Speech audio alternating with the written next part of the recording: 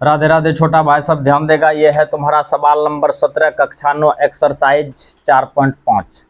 तो एक बार तुम लोग श्रद्धा भक्ति से कमेंट में राधे राधे लिख दो। अब सवाल पर ध्यान देगा भाई। सवाल कहता की है रिक्त स्थानों को भरें। अपने लोगों को भरना है कौन स्थान? रिक्त स्थान। बात को समझो। और इसको बनाने के लिए तुमको ये फार्मूला आना बहुत जरूरी है, जो फार्मूला हम यहाँ पे लिख रहे हैं।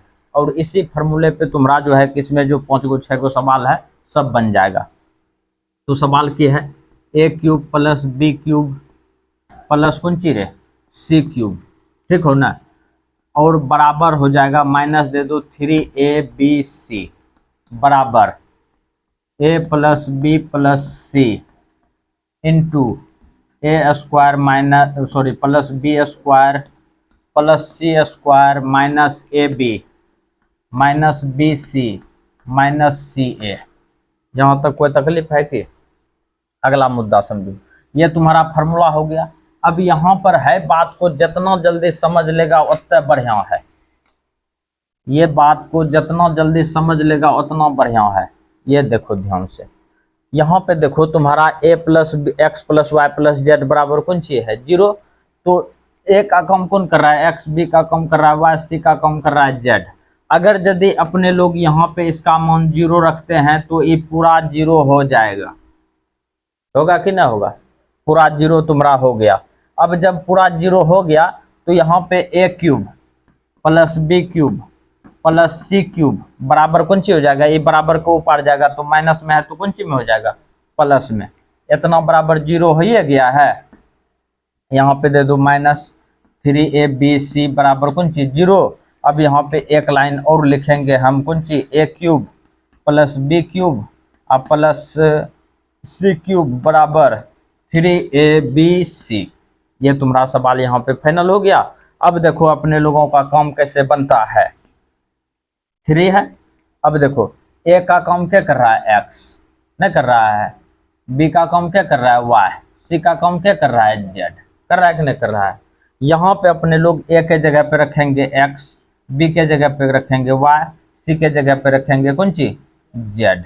रख दिलियो। और अपने लोगों को यहाँ पे कहता है कौन सी? तो x cube y cube z cube का गुणनखंड होगा। और यहाँ पे खाली जगह तुमको दिया हुआ है कि नहीं है? तो अपने लोग कौन सी लिखेंगे? 3xyz लिख दियो। यहाँ पे यहाँ लिखेंगे 3xyz। ऑब्जेक्टिव में भर देगा। ये सवाल तुम्हारा यहाँ पे फाइनल हो गया। अब चलते हैं अपने लोग सवाल नंबर 2 के पास। ध्यान देगा भाई। ये है तुम्हारा सवाल नंबर 2। 17 का पहला बना लिए हैं, 17 का दूसरा। अच्छा बात को समझना, सब काम अपने लोगों का इसी पर होगा। बुझा कि नहीं बुझा? मुद्दा को समझो कि a का मान ई पूरे अंदर वाला समान हो जाएगा, b का मान ई पूरे अंदर वाला समान हो जाएगा और c का मान ई पूरे अंदर वाला समान हो जाएगा। बुझा कि नहीं बुझा? और इस केस में ये बात याद रखना कि तुमको a प्लस बी ऊपर में 1 नंबर के सवाल में x plus y plus z का मान 0 दिया हुआ था कि नहीं था? तो इसका मान 0 दिया हुआ था। यहाँ पर अगर यदि तुम चाहेगा कि इसका मान 0 है नहीं है तो कहे हम ये वाला फार्मूला का यूज कर दिए, तो इसका भी मान 0 है। यदि तुम श्रद्धा भक्ति से देखेगा तब तुमको नजर आएगा। तो दिखा देते हैं। यहाँ पे लिखो x का मान लिखेंगे a माइनस बी, लिख दिलियो, प्लस इसका मान लिखेंगे b माइनस सी, फिर इसका मान लिखेंगे c माइनस a। अब देखो ध्यान से, a प्लस में a माइनस में लप लप, b प्लस में b माइनस में c माइनस में c प्लस में लप लप। आ गया कि नहीं? 0 आया। इसका मतलब है कि अपने लोग यहाँ पे x y z a b c के जगह पे की मान रख सकते हैं। ए बी सी के जगह पे ए का मान रखेंगे ए माइनस बी, फिर बी का मान रखेंगे बी माइनस सी और सी का फिर मान रखेंगे कौन सी? सी माइनस ए। और इसी पूरे मान को अपने लोग कहता है कि का गुणनखंड होगा। तो इस सब मान यहाँ पे तुम रख दो सुबुक से। डैश होगा तो यहाँ पे लिखेंगे 3 इंटू ए माइनस बी, बी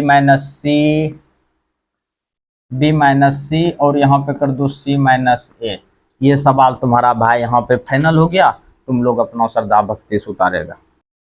ध्यान देगा भाई सुबुक से। ये है तुम्हारा सवाल नंबर 3 नंबर। याद करो सब सवाल इसमें जो है एक के नंबर पर निर्भर करता है। 1 नंबर का जैसे बनाए हैं उसी तरह से ये भी बनेगा। वहां पर x plus y plus z का मान 0 था, यहाँ पर भी 0 है। इस सब को जोड़ेगा तो 0 उड़ जाएगा। यहाँ पे देखो 2a प्लस में 2a माइनस में 0, 3b प्लस में 3b माइनस में 0, c माइनस में c प्लस में 0। हुआ कि नहीं हुआ? इसका मतलब है कि अपने लोग फार्मूला एक लाइन में यूज कर देंगे। कौन सी? a का मान रखेंगे 2a, 3 into 2a minus 3b रख दिलियो, और b का मान यूज करेंगे कौन सी? 3b minus c। फिर यहाँ पे c का मान यूज करेंगे कौन सी? c minus 2a। कोई दिक्कत है कि c माइनस 2a। अब यही मान को यहाँ पे रख दो, एक लाइन में सॉलिड कम बन जाएगा। ध्यान से देखिएगा, मान को अपने लोग रखने जा रहे हैं, का गुणनखंड होगा तो यही सब होगा। 3 इंटू हो गया तुम्हारा 2a माइनस 3b, अगला हो जाएगा तुम्हारा 3b माइनस c, अगला हो जाएगा c माइनस 2a। ये सवाल तुम्हारा यहाँ पे फाइनल हो गया, यही तुम्हारा आंसर हो गया। ध्यान देगा भाई, ये है तुम्हारा सवाल नंबर 4। सवाल को ध्यान से समझो। मुद्दा की है, मुद्दा ये है कि a cube plus b cube और यहाँ पे माइनस दे दिया है। अपने लोगों को पूछता है a cube plus b cube plus c cube का मान, तो ये तुम्हारा प्लस में होना चाहिए, तो इसको प्लस में ला देते हैं। ये सब चीज तुम्हारा यहीं रहेगा, यहाँ पे कर दो प्लस माइनस 2a का होल क्यूब। 2a का होल क्यूब करेगा, इसको जब 3 बार गुना करेगा तो माइनस एक्स तुम्हारा पूरेगा। पूरेगा कि नहीं पूरेगा? और ये तुम्हारा हो जाएगा किसका मान? c का मान। c का मान हो गया तुम्हारा कौन सी? Minus 2a। हुआ कि नहीं हुआ? अगला मुद्दा समझो।